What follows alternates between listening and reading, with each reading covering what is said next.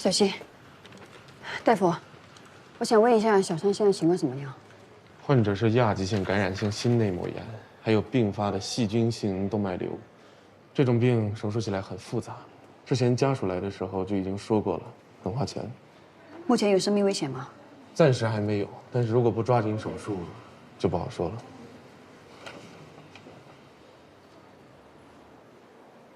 对了，朱队，我查了翟西西的资料，发现这些年他的父亲翟山军经济状况一直就不好，都是靠着他意外死去的妻子江美琪的保险赔偿过的。3个月前，翟西西保了一份300万的意外保险，受益人是翟小山。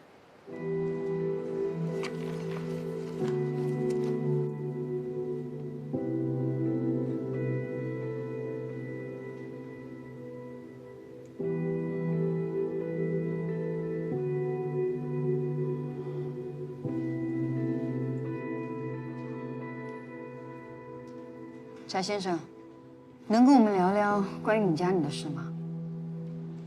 听说几年前你妻子死于意外，可以和我们具体说说吗？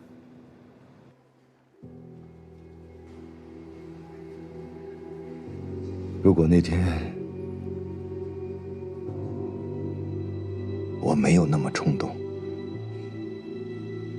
我老婆不会死，西西也不会变成哑巴。我喊1、2、3，你们喊茄子啊！1、2、3，别跑！抓贼了！抓贼了！还我手机！抓贼了！爸！别动！我没想到，那是一伙亡命之徒。我老婆为了保护我，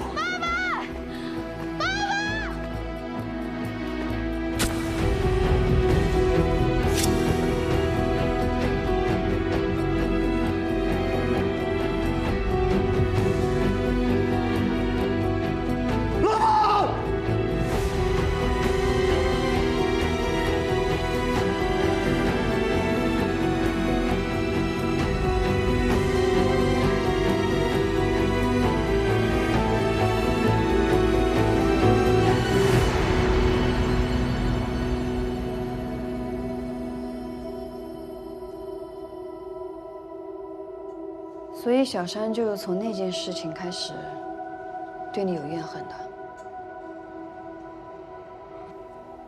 我老婆走了以后，我心里难受，我就开始每天借酒消愁。我对不起孩子，西西是个很懂事的孩子，她每天除了上学，还要打各种零工补贴家用。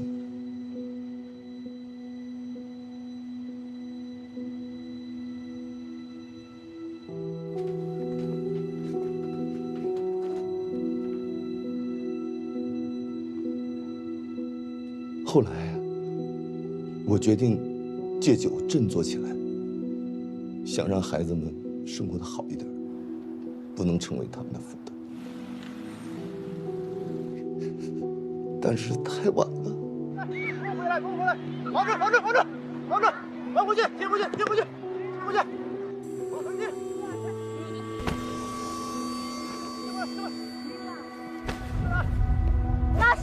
老师，快看看！小山！医生说，小山的病情非常的严重，如果再不做手术的话，就会有生命危险。所以，我只能四处借钱。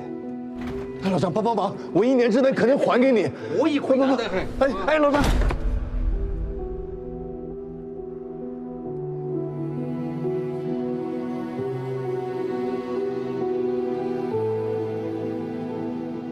虽然日子很难，但还过得下去。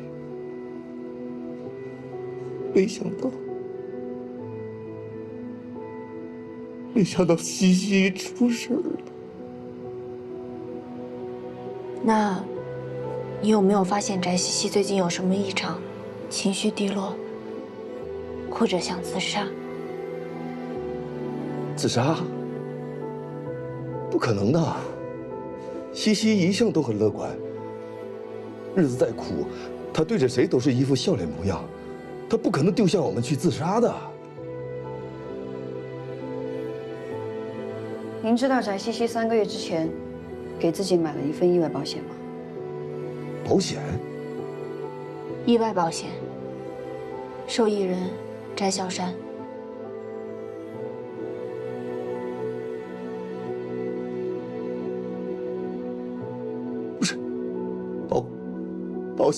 保险，这目前一切都还在调查，不是有消息我们会通知你。您别激动。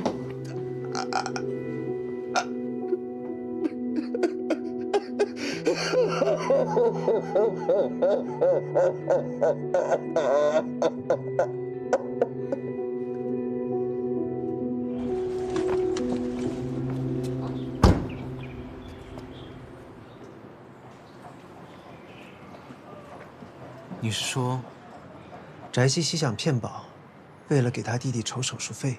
对，因为这几个时间点未免也太巧合了。翟西西坠楼3个月之前给自己买了一份300万的意外保险，但他父亲一直都不知道。会不会是翟西西自杀伪装成意外呢？翟西西不是自杀，她掉下去的时候，有人就在这个房间，参与了她的坠楼。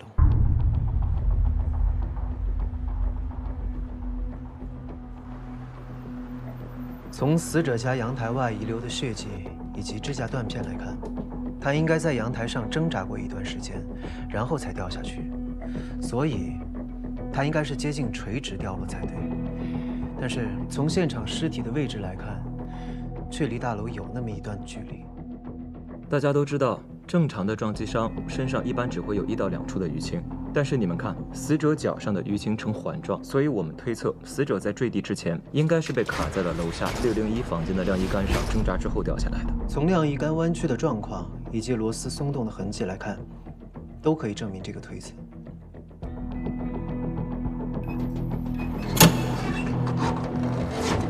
同时，我们在晾衣杆的弯曲部分发现了一些生锈的毛刺，毛刺上勾住了一些白色的纤维。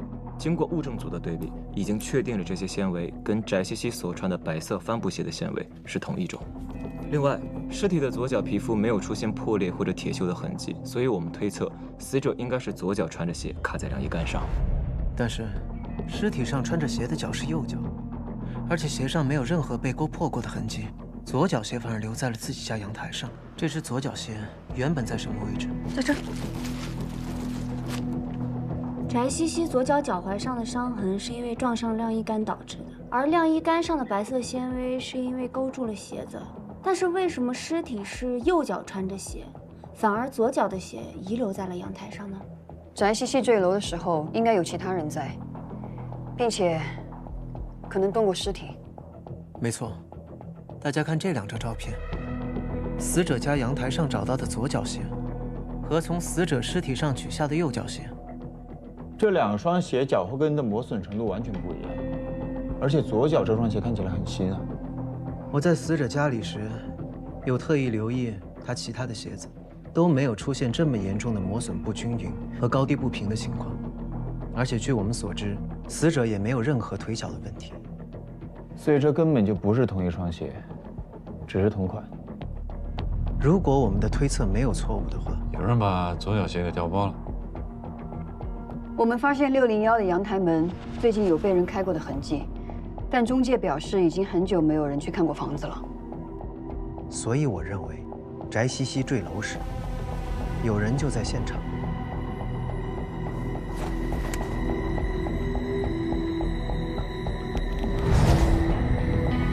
但凶手没有料到旧剧木门纵横交错的晾衣杆，打乱了他的谋杀计划。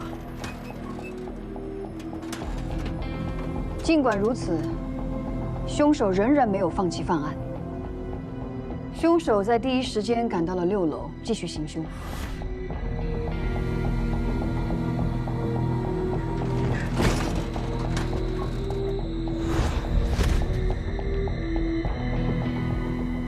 凶凶手为什么要把那只鞋拿走？他应该是在现场留下了可以证明他身份的证据，所以不得不把鞋拿走。但是他意识到，如果现场少了一只鞋子，警方一定会对意外坠楼产生怀疑，所以，他将翟西西在6楼的左脚鞋拿走，重新回到翟西西的家里，取走同款鞋的右脚鞋，将左脚鞋留在了翟西西家的阳台上，为了误导我们。按照这个推论，翟山军在得知翟西西坠楼的时候，匆忙地离开家时，大门有可能是开着的，这也正好给了凶手进去换鞋的机会。我们在调查601的时候，得知601的钥匙在中介的手里。这房子钥匙除了你，还有别人有吗？只委托给我们一家公司，房东留了一把钥匙给我们备用。平常我们会带客户来看房。老万，我们再去一趟中介。好。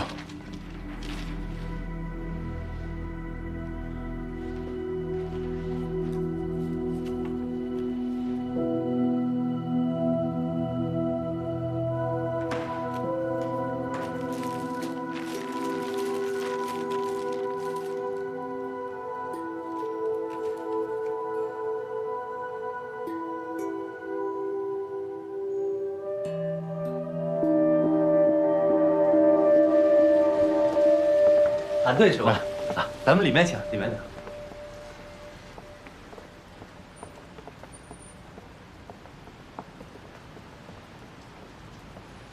警官，您喝点水。我听说您上次就来过一次，您看还有什么需要了解的，我全力配合。你们这儿平常业主的钥匙都是怎么保管的？哦，我们世一地产是正规公司，所有的钥匙都存在我们的公共钥匙柜里。如果有人要带客户看房子，是都要向我报备，并且统一记录的。最近有人看过601的房吗？601，您稍等。601哦，没有哎，这最近行情不太好，再加上那是老楼，基本没人看。这钥匙柜除了你，别人能开吗？那不可能，钥匙只在我这里，并且我们店里有监控。哎，昨天晚上8点的时候你在干什么呀？8点，8点我带客户看房子呢，客户可以替我证明。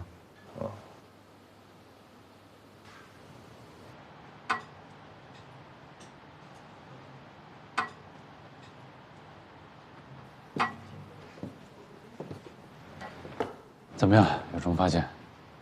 翟西西坠楼的时候，有目击者称，对面楼下不断有闪光。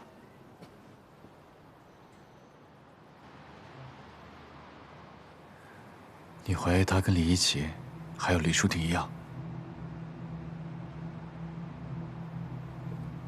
翟西西的毒检做了吗？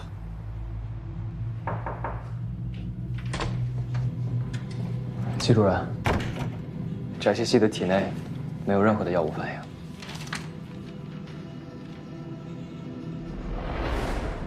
没有验出新型药物，但是不能断定两者之间没有联系。我认为有另外一种可能。季主任，我准备好了。好，马上。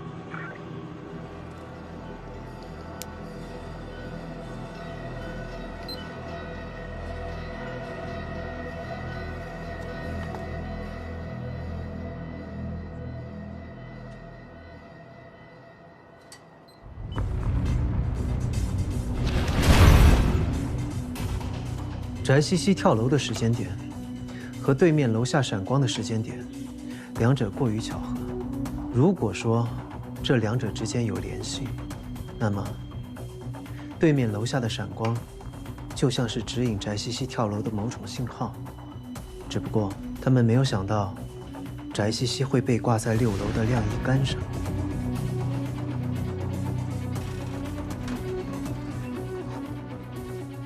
为了确保他一定会自杀成功，凶手不得不跑到楼上帮忙。但是凶手跑进大楼时，突然意识到电梯会被监控拍到，所以他选择走楼梯。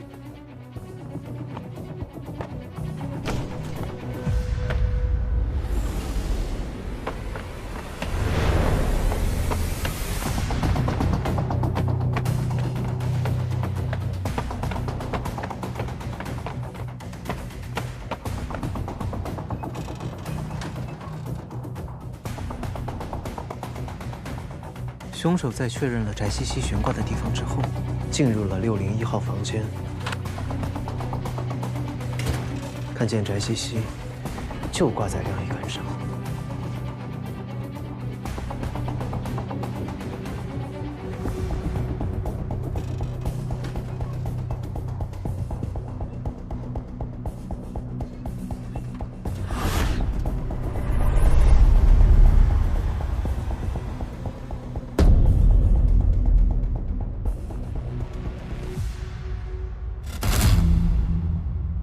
这个时候，翟西西跳楼的消息已经在大楼里传开了。但凶手此时还需要完成一件事：处理掉翟西西的左脚鞋。而此时，楼道里全是出来查看情况的邻居。凶手想上楼，但是他却正好碰见了邻居和翟山君。避开二人，进入了翟西西的家中，换走了鞋子。他从翟西西家里出来之后，想要往下逃，但是却在6楼的楼梯间遇见了闹事的青少年。真不知道今天什么日子，刚刚才有人掉下去，竟然有几个毛小子在楼梯间打架。他不敢冒险让青少年看见自己手里还拿着鞋子，所以他只能再往上走。可是正在这个时候，他碰见了邻居从电梯间出来，想要去翟西西家里拿手机通知翟小山。这个时候，他就被困在了7楼的楼梯间当中。那么，此时他会怎么做？他必须找到新的出口。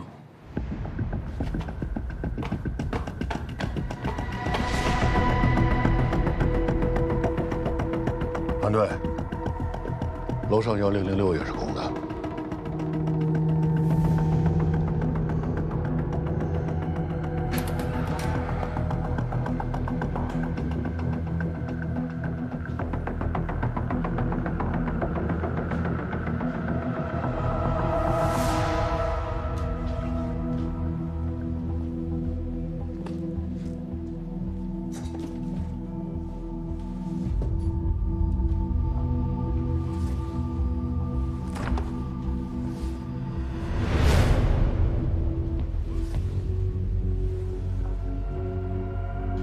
团队781，找着了。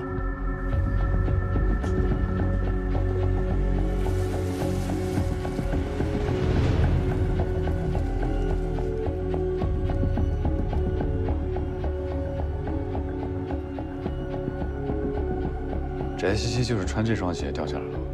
对，指纹验出来了。在这儿。秀策，你就让老万去世纪地产采集所有人的指纹，能进这2个房间的，肯定是中介的人。好。等等，这么大张旗鼓的去采集指纹，可能会打草惊蛇。什么意思？你们去查房产公司的时候，他们那儿的钥匙一直都没有人动过，对吗？小心查好监控，没问题。那就表示，进出601跟1006号房间的人，是身上早就有备份钥匙的人。我们刚刚去1006房间时，虽然房子很空，看起来像没人住，但实际上是有些近期的生活痕迹的。他偷偷地住在1006号房，并且把这双鞋藏在了里面，应该是知道短时间内不会有人进出1006。守株待兔。他真没有把握，一定是想等风头过去之后，再偷偷地把这双鞋取出来，但如果突然有人要去看房呢？愿找上购。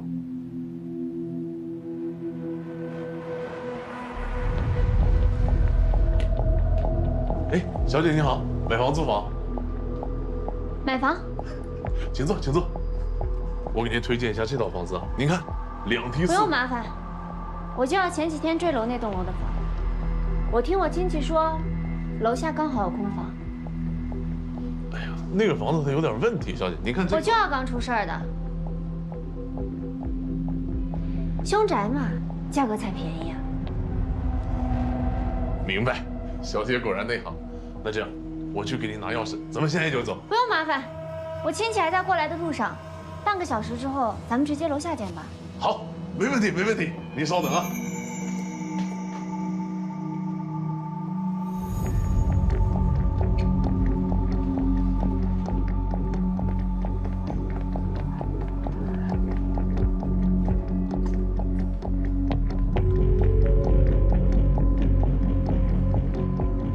孟哥，我上去了。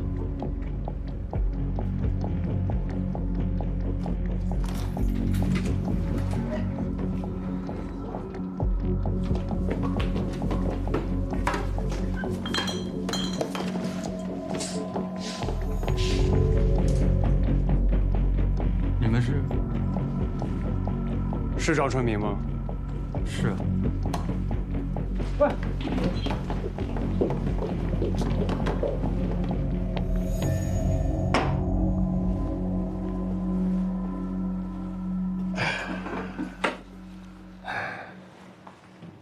说说吧，你去1006干嘛去了？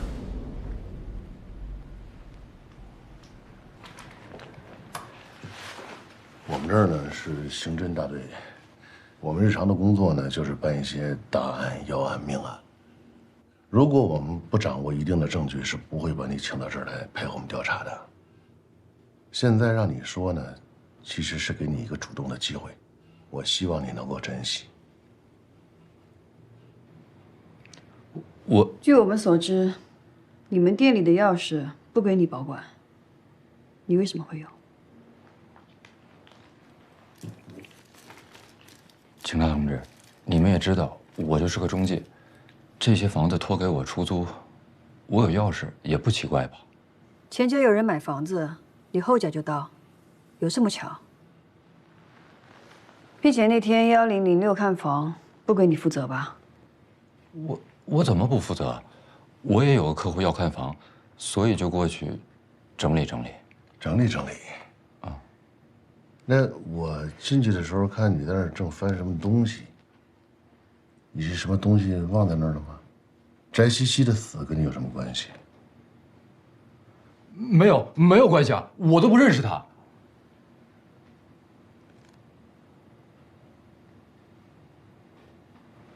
真的。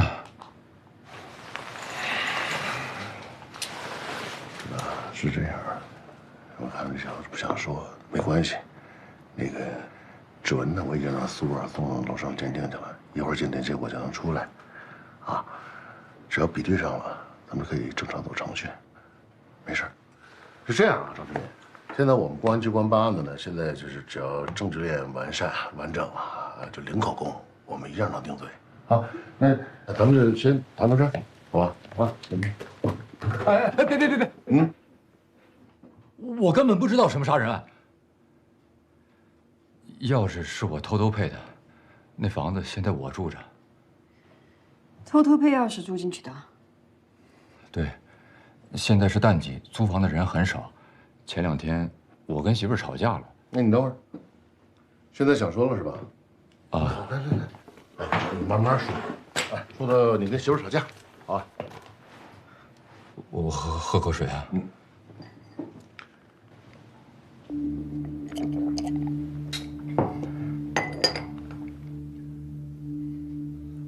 我跟媳妇吵架了，就想着出来冷静一下。那栋楼也就1006条件好一些。什么时候搬进去的？昨天。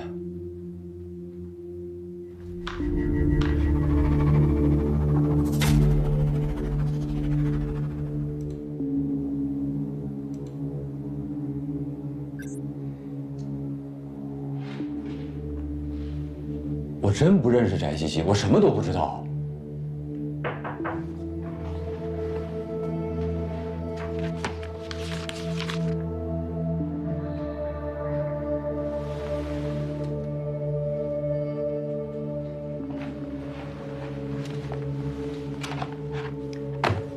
你搬进去之前有其他人住过吗？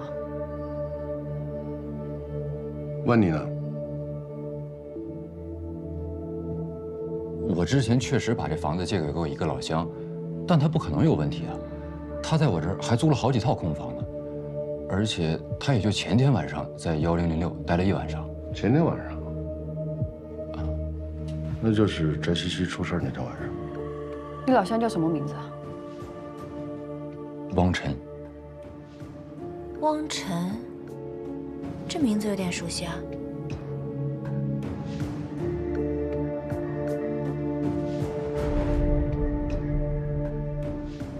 韩队，你看，这是翟西西的保单，汪晨是他的保险经纪人。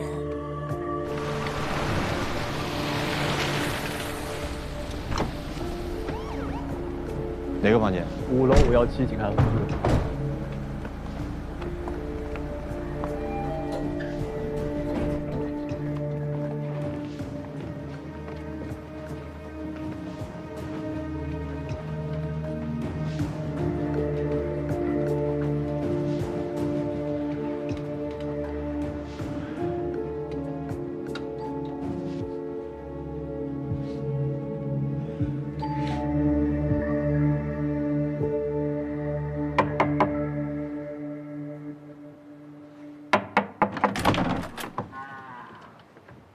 警察，你前天晚上在哪儿？在做什么？前天晚上，我不太记得。这个眼熟吗？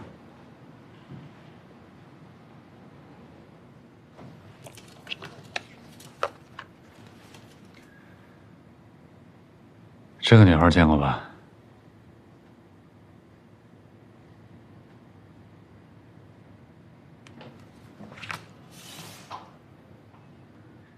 你给她办了一份保险，保额300万，一个残疾人，那么大个保额，你们保险公司审没审核就通过了呀？保险本来就是风险与收益并存的，我有生意为什么不做？那你这个投保人不到3个月就死了，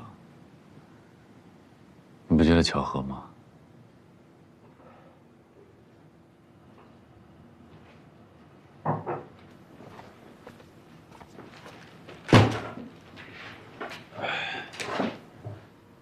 这个鞋熟悉吧？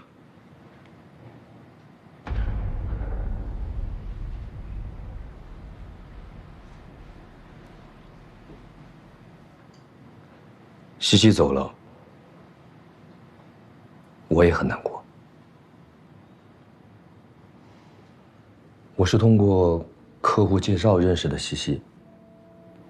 那3个月，每当他放假或者下班的时候，我都会去他打工的咖啡厅拜访，给他介绍我公司的保险产品，顺便也试着评估一下他的工作状况、薪资、工作福利等各种细节。几次下来，我们就慢慢熟了。我就发现，西西工作很认真，不怕苦，不怕累。我们也算是成为了朋友。你和他成为了朋友，他一个年轻人保这么一份巨额保险，你还是一个资深的业务员，你不会觉得可疑？我就是靠业务吃饭啊。有业务为什么不接？至于他当时为什么要买那份保险，他想做什么，我也不知道。那合同签完以后，你为什么要通过张春明进入1006呢？那就是巧合。我通过张春明，便宜租了几套房子，那是方便我们公司培训用的。那个时候我根本不知道翟西西刚好也住在那栋楼。直到那天，我们培训结束，春明问我要1006房间的钥匙，说第二天他要去住，让我去还钥匙。那天晚上我刚走到楼下，我就看到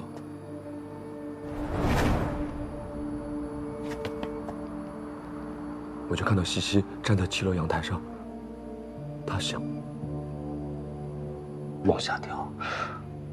当时很慌，但我又怕大喊大叫的会刺激到她，我就赶紧往楼上跑。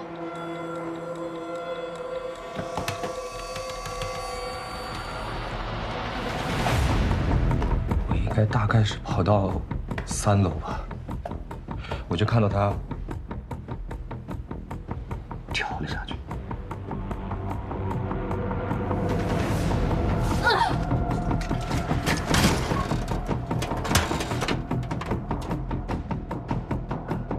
然后我想起来，我正好有6楼那个房间的钥匙，我就赶紧往上冲，我想去救她。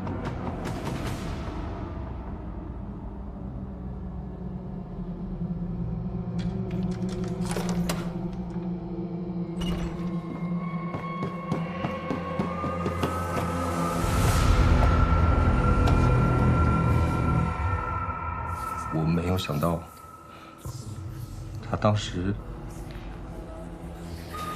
居然自己想解开那只鞋。他想自己解开那只鞋。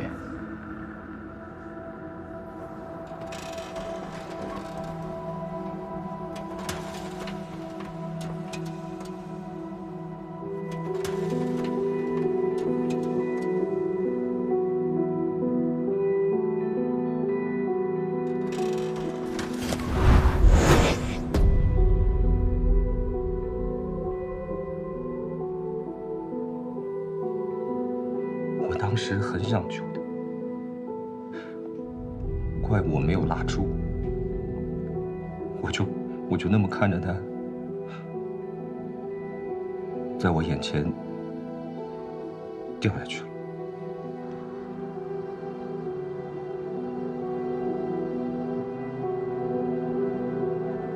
等到掉下去之后，我才发现我手里面还拿着这只鞋，我怕说不清楚。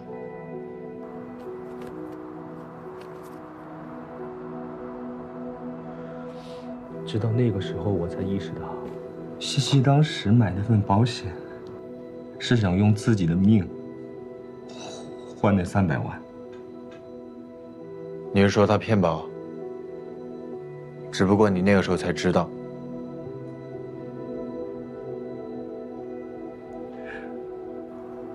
我知道他家的情况，如果让我公司知道他是自杀骗保的话，他们家是拿不到赔偿金的。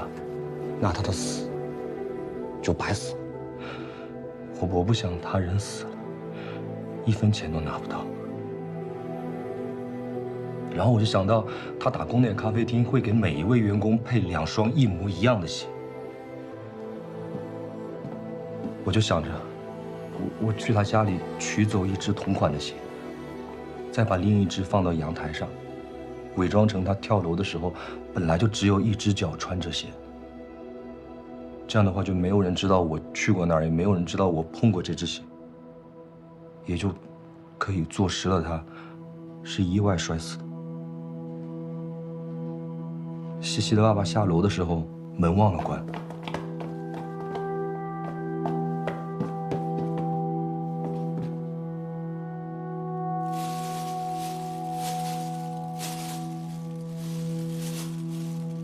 我放完鞋准备往下走的时候，发现下面楼梯间有人在那吵闹，挡住了。我手里拿着鞋太显眼了，我不敢往下走。回到7楼，发现电梯间也有动静，我就只能再往上。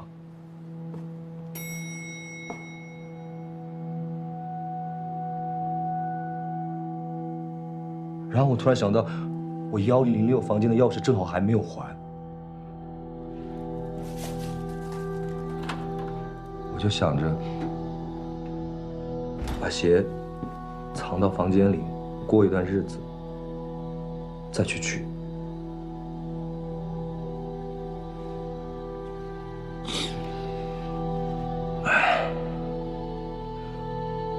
我承认，我我伪造了翟西西意外死亡的事实，但我是可怜他，怕他们拿不到保险金，我怕他的死失去价值。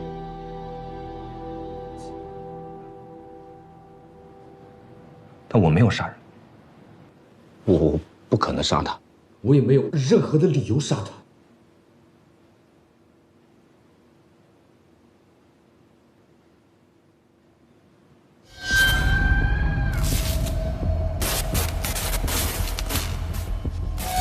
你说他自己解开了他的鞋，自己松开了抓住床单的那只手。对。那坠楼现场，翟西西身边的那个床单怎么解释啊？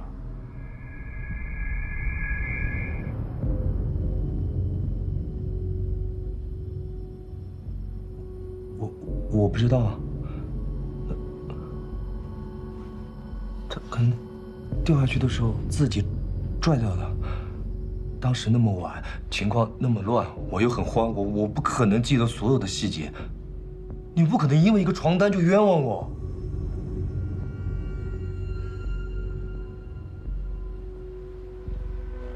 说谎总会露出破绽的。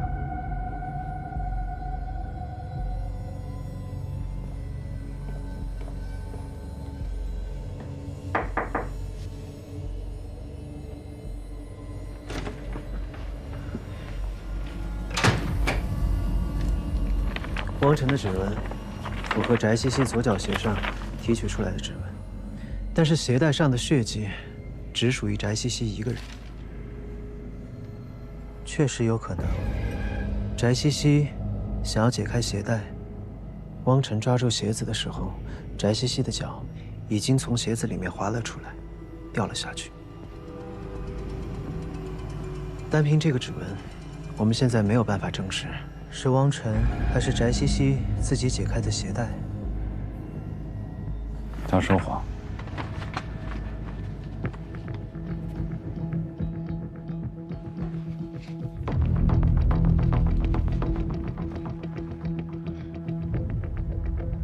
人在极端的环境下，记忆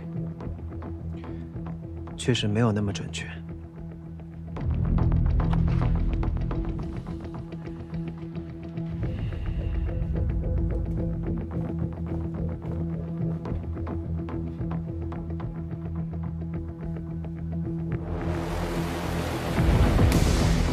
你既然知道翟西西是骗保，干嘛出事啊？给西西办下那份保险，是我在业务上有瑕疵，但那是我个人的问题。只要那鞋不暴露，除了我跟死去的西西，没有人知道他是自杀骗保的。这样他的家人多少都能拿到一些赔偿金，他的弟弟也就能拿到钱去治病了。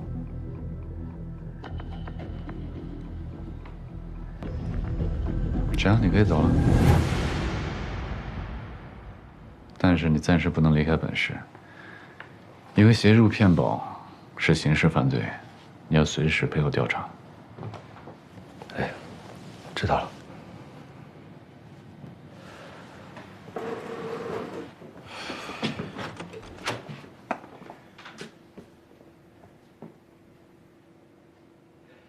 你们总认为真相很重要。但我觉得你们错了。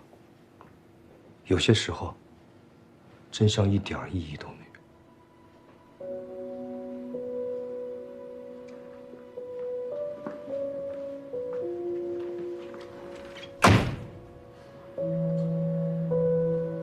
这个世界没有真相，只有视角。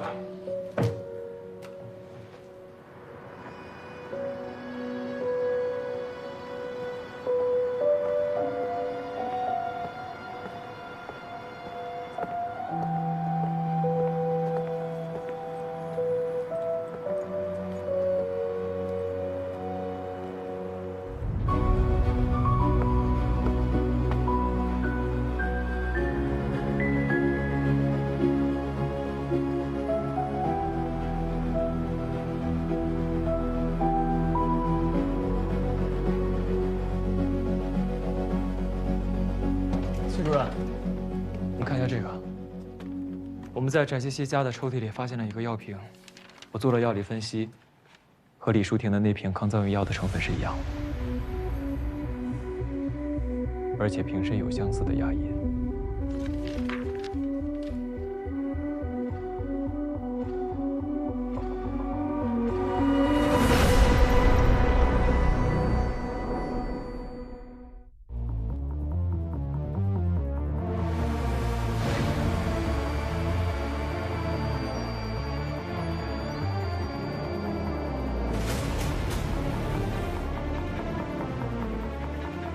你知道治疗抑郁症的药会不会让人产生趋光性？